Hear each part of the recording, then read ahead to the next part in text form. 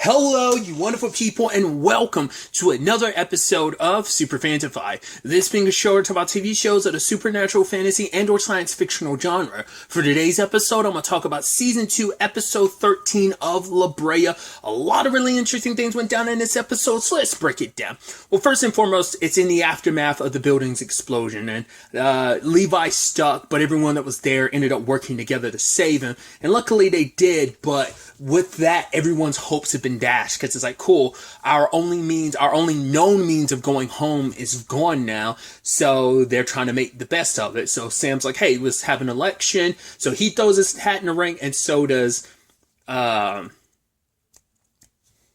Lucas, which makes a lot of sense because, like, especially this season, they've really stepped up, like, his leadership role and him looking out for everybody, which is once again so interesting from, like, it just shows how much he's grown and over the course of season 1, but how much of an impact his mom's death really had on him wanting to be a better person here. So, yeah, him kind of wanting to put his hat in the ring too. So I even love Judah being like, and I will be the one kind of being like the overseer of all this. He's like, don't anyone try and bribe me now. It's like, shut up, Judah. But the elections kind of don't end up going down because, well, other stuff ends up happening because Veronica she doesn't want to let the puzzle go. She's like, right, the coordinates is like, they mean something. I know there's something here that might lead to a way home. And so working with Gavin, who ends up bringing it to Silas, who says like, right, these are data results, so meaning he had to have been testing it out himself. This must mean that he has a separate machine than the one that was in the building, so there might be a means of going home. But, so Gavin brings this news back, and before the election can even happen, everyone's like, all right, let's kind of get on board with this. Like, let's all get ready to go. Once again, it's still like ambiguously unclear like how many people are actually at the clearing, but it seemed like it was only like 15 or so people that went on with Gavin and them. They was like, hey, let's actually go try and find this machine that's in a relatively close enough area.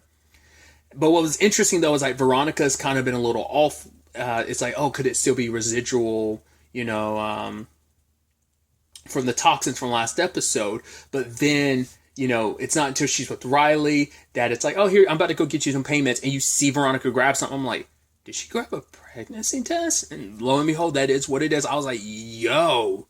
The timing, just because, like, I was watching something else this week that involved, like, someone revealing the fact that they were pregnant, too. I was like, oh, like, while this craziness is happening, it's like, yeah, the reveal of, like, yeah, I'm pregnant. So she doesn't end up bringing it up to Lucas, interestingly enough. I mean, she wanted to figure it out for herself first and then talk to Lucas about it. But now it's like, no, I'll talk to Lucas first and then I'll take the test to see whether or not I am. Because for her, it's like, I don't know what it's like to be a mother. Definitely don't know what it's like to be a parent, considering she did not have a great role model.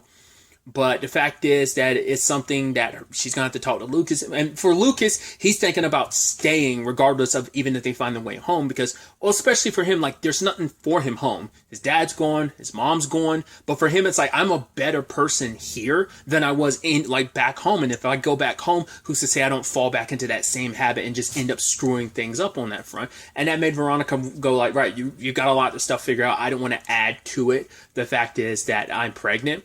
But I think that would make Lucas, whatever decision they kind of come to together, I think that would inspire Lucas, like, no, I will. Like, if we got to go back to present day, then I will, because that means I got to be a better person, not just, I have to be a better person. And I think learning lessons from his relationship with his mom, he could use that and apply it to raising a child if she is pregnant. I'm leaning more towards thinking, like, yes, she is. But Veronica also, Riley told her, hey, you know what not to do, so just, kind of just do the opposite of what was kind of, Aaron kind of did for you, because he was the worst example, so you can be a better example, because we've seen Veronica be a better person than he is, so, or was, so.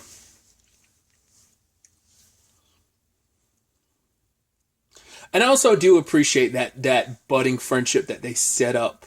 Was that last episode they really leaned into that? I do like that has, like, it's starting to blossom even more as a friendship, so.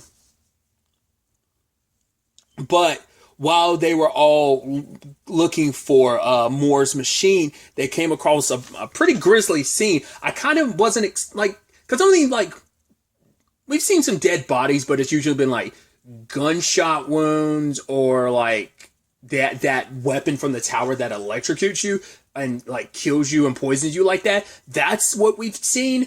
I think the most brutal death we'd seen previously was like maybe Aaron when he got dragged by those wolves. That's about it. We saw those bodies were pretty ripped apart. There was even a dude whose legs were like sitting in front of him. I wasn't. That's pretty gnarly to show. I mean, obviously, if it was any other network, it would have been even probably would have leaned into it and probably had it kind of be a little fresher wound. But it's like, still, I was like kind of taken aback. I was like, I wasn't expecting you to kind of show something that grisly. But regardless, it's like what happened to them. And what makes it even more interesting is that Scott finds like it looks like a necklace or a watch or a locket or something, and it has a symbol on the back of it.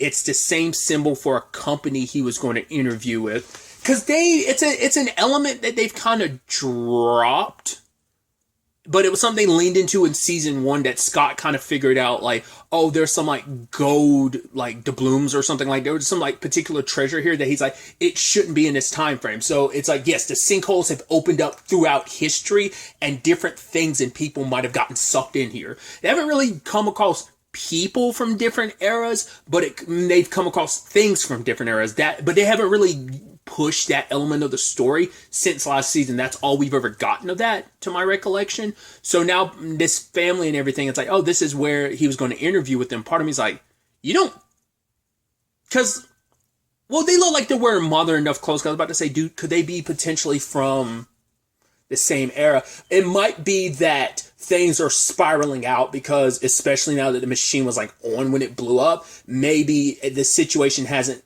ended and like all the sinkholes are still opening rapidly throughout time and people are like popping up here because it's like, because they end up talking to a little girl that was part of the group.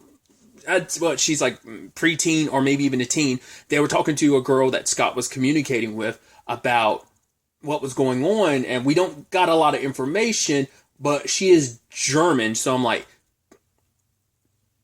so could they be like a tourist type of situation, or did one open up in Germany? Like I said, they look like they're wearing modern enough clothes, but who's to say they're like from present day? And because part of me was wondering, like, could she be like part of like, part of me was wondering, could she belong to like, could she be like the one who ends up founding the company that Scott was interviewing with? Because I go back to it. There was this line from Aldrich earlier in this season where she kind of implied like she knew something about Scott's future. Once again, they are from further in the timeline in like 2075, so or 2075 or 2076. So it is possible they know a lot more. But part of me wonders if she knows something about Scott, almost like he had some brighter future ahead of him. That is like, right, you're going to be something special. You don't need me around to kind of make you feel special because you are special. You will be something. You just don't know it yet. So I'm curious, does this kind of correlate and connect in that regard or what? Once again, you're never quite sure when it comes to timey-wimey stuff, like how it's all going to play out, how it's all going to end up ultimately fitting together. They found the map that led them to like, hey, let's try to look in this particular area, and lo and behold, what does that area look like? Oh, it looks like a whole bunch of red trees, the same ones that Eve is supposed to die under. Cool. So obviously her and some of the others stay back. Some other interesting things we found out, apparently, like Riley had started noticing her dad fiddling with his ring until he finally took it off. And she was like, oh, you used to tear like the house upside down looking for it if you lost it. But now it's like, now you say you've lost it, but you're so nonchalant about it. Because going back to the present was all he focused on, but it's a conversation that they brought up at the recap at the beginning of this episode of, hey, everyone else is finding their way forward, and he's the only one that's kind of holding on to the past, because it's like, right, I'm so desperate to get back your mom and your brother, but even Riley's kind of taking strides forward here. So I think for Sam, it's like he almost feels like he's the only one that hasn't grown, and changed, whereas everyone else around them is. I mean, we even found out that Judah is married to, he's like, yeah, my hot wife. Yeah, because you guys don't know me. I was like, yeah, because you're a background character that has only started getting more and more play this season. And it's just like, oh, Scott was so preoccupied with the dead bodies. He's like, oh, you're not even listening to me now. It's like, yeah, we were about to learn more about Judah, but that got shut down. I am curious where Virgil and his wife went after everything went down earlier this season. I guess maybe they went to Pata's village. Maybe that's where they're kicking it or something, because we haven't seen them since then. Maybe they're still at the clearing. We're just not focusing on them. They're just kind of off of their own in the clearing, and they just haven't focused on them. I don't know. But either way, circling back to Sam, it turns out Sam and his wife were getting divorced. And Riley's like, wait, why didn't you ever tell me? Like, you were saying like mom was your main reason why you're trying to get back. I guess because he was like, it's complicated. I guess because he did want to try and make things work out. But now I guess he's feeling like, right, there's a chance I might not be able to go back home. And even if I am, I think for him, it's like, right, I am someone that's still holding on to past. So I've got to take those steps forward. Whether it is we go back home or not, I need to like stop looking to the past and look forward. So maybe that's what he was kind of like, maybe that's kind of what's going on there. I have no idea. I'm curious, you know, because maybe he was probably a part of him was hoping like, hey, maybe I'll go back and we can put our family back together. It's sad because it's an interesting parallel considering like, right, that's going on. And I think that's also why it hits Riley a little hard. I mean, you know, it's like, I think she was kind of like, yeah, my family's fine. And it's like, yeah, they probably had their issues, but she never thought something like this. And they've kept it from her. And now it's also at the same time, her and Josh aren't in the best place. Josh hasn't really forgiven her, despite Izzy being like, yo, you need to forgive her because if we do go back home, we're all going to get pulled in different directions the moment we go back home. So if you want a life with Riley, you need to apologize and kind of make something happen now. But I think it's kind of, I think it's a combination of pride and not knowing what to say to each other. So they haven't really fixed things. So there's that. On the other side of the episode, Levi's kind of having to live with the regret of what he did. Yes, like he was so focused on getting his revenge, he never bothered to think about the ramifications of what his actions would do. Like he was so focused on his anger and his vengeance that it's like, right, you were taking everyone else's like chance to get home. Like you built a life for yourself and you lost that, but now you're stripping everyone else of this opportunity to go back home and build lives of their own or continue their lives in some shape or form. He was so caught up in things he didn't know that Ty needed that Lazarus building because that's where he was getting cured for. And it's like, once again, Levi just never, that's the thing, things ended up happening in a manner that there are the consequences you are aware of to some extent that you just toss aside regardless, and situations like Ty, which you were completely unaware of. So, and for Ty, it's like, right, I had a second lease on life. I was going to spend the rest of my life with Pata. I was on my way to potentially getting cured, but you've taken that away from me. So now whatever little time I have left, I have to spend with Pata, even though he was trying to plan out the rest of his life with her. You know, and because of his guilt, he ends up running into Kira, who's still alive, which I'm like, because Gavin kind of talked about it like he was implying like his dad was, because he's like, oh, both my parents, like implying like both Caroline and James were going. It's like James is still very much alive. I doubt even Kira knows that. I mean, obviously they were at odds, so like, why would James go back to her when she was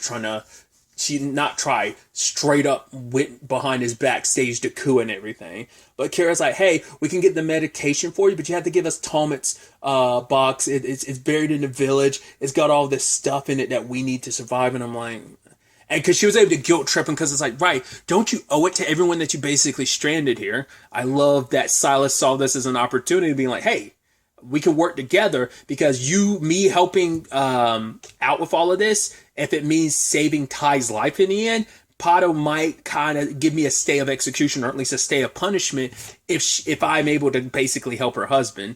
But truth be told is Silas wanted to try and get close to Kira to kill her because it's like, right, my daughter's dead because of her. So, but Levi convinced him like, hey, vengeance isn't the way. I should know. I lost my wife. I lost my little girl. And I thought getting my revenge on James would, destroying the thing that led to her death would fix that, and it didn't. I'm still just as angry, and obviously it's hollow. And now, not only does he feel all that, he's also got extra weight on him from the fact that he's hurt all the other people around him, people he considered family, who considered him family. He hurt not just them, but everyone here that's stuck because of his actions. So, but they end up working together, and they brought Pada and the rest of the village in on it, and they end up like capturing Kira. So going to probably pump some information out of her about what's going on, because it turns out the box had Moore's battery sources for the machine, which is like, hey, they are going to need those because they're trying to find the machine. You have some fuel sources for said machine. So, and because Kira did actually bring the medication, who knows if Ty's going to be completely cured, but at the very least, it gives him hope of having more time with Pada. So, and because of that, Pada's indebted to Silas. And I think it is the situation of losing his daughter did change him for the better, in that regard. I mean, it was still like a selfish reason why you were doing what you were doing, but you still did good regardless. So don't waste this second chance you've been given. So we'll see how that plays out. Ty and Levi end up kind of bearing the hatchet a little bit. And it's like, right, let's work together to take this fuel source to the everyone else, so we can potentially find Moore's machine, which they already have, and get everyone back home. Problem is, the cave that Moore's machine is in is guarded by a giant lizard/salamander, which I'm like, does he already know that? And was it always going to be the perfect guard dog? And did he have a means of getting around it easily? Or did this thing set up shop post? I mean, because he has been dead for like a year, so that thing could have easily made this place its home in that time frame. I wonder, do those people have some connection directly to Moore in some regard? Then I was making comparisons, obviously the whole connection to Scott, but maybe there's something up with Moore that those people are connected to. We have no idea. But this cave is exactly where it all goes down. The place that Eve is supposed to die, and the salamander attack. Because we never actually got to see what wound actually killed her, so they kept that super ambiguous because it's only like a flash of it you got to see. And luckily Eve stabbed the thing and it ran away, but not until after it had already knocked Gavin across the room, when he pushed her out of the way, and he ends up getting impaled on. Oh God, I can never remember the names because there's a different name for stalagmites and stalactites. One's on the ceiling, one's on the bottom. I could easily look it up, but I'm not going to right now. I'm too lazy. But it's he ends up getting pierced by one, and you're like, wow. So it's wait, so things are opposite now. Now Gavin's the one that's dying instead of Eve. So now you're because the biggest question I had is how is Gavin having that vision? Because all his visions before now, once again, him and Ella, they were just memories from their time here. So the question then becomes, okay, so is it the only way you could remember something like that, have a vision like that, is if you experienced it. So now I'm are we doing a little bit? I can't remember if it's this or something else. I made a reference to the magicians. There's a time travel element to the magicians of doing something over and over, trying to get the better result, changing a little at a time. Now part of me wonders, is there a little bit of that going on here? Had Gavin seen Eve die here over and over again? Or had it maybe it's not the magicians where it's hey, we've done this 40 sometimes, I think. We've done this 40 sometimes. It's no, this time it's this just happens to be the second go around, but the first go around Eve died, and now we're changing things, and instead of Eve dying, Gavin is. Because once again, that's the only explanation I have for why he would have a vision of something, that his visions have always been memories. So it's that should be a memory too, but how you remember something that never happened? What if it did in an alternate time before things got shifted and changed? Once again, who's to say this is your first time going through all of this? Maybe there's kind of been a reset button kind of pressed, and you're just remembering the previous incarnation of this. Once again, who's to say if it has been multiple times, maybe it's happened this way multiple times, and maybe Gavin dying here might be the only time it's ever been different. So many questions. Obviously, I'm saying all this, I have not watched the actual season finale. Obviously, it was back-to-back episodes, but I wanted to make sure, no, I'm going to, watch this first episode first by itself, rather than, combine the two. I want to keep them separate, just make it easier to focus on the events of one episode entirely, and being able to kind of have the fun of theorizing and stuff, so... And that's the thing, especially because this entire time they've been leading to, oh, this is going to happen to Eve. Eve is going to die. Eve is going to die. Now it's like, no, the shoe's on the other foot. And it's like, why did that happen? We'll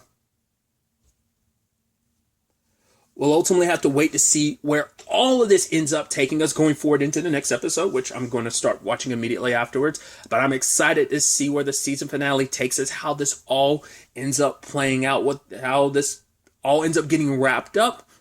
We'll just have to wait and see. But really, that's all I want to talk about. Till the next time we meet, be happy, be safe, live life to the fullest, and enjoy it. Good day and goodbye.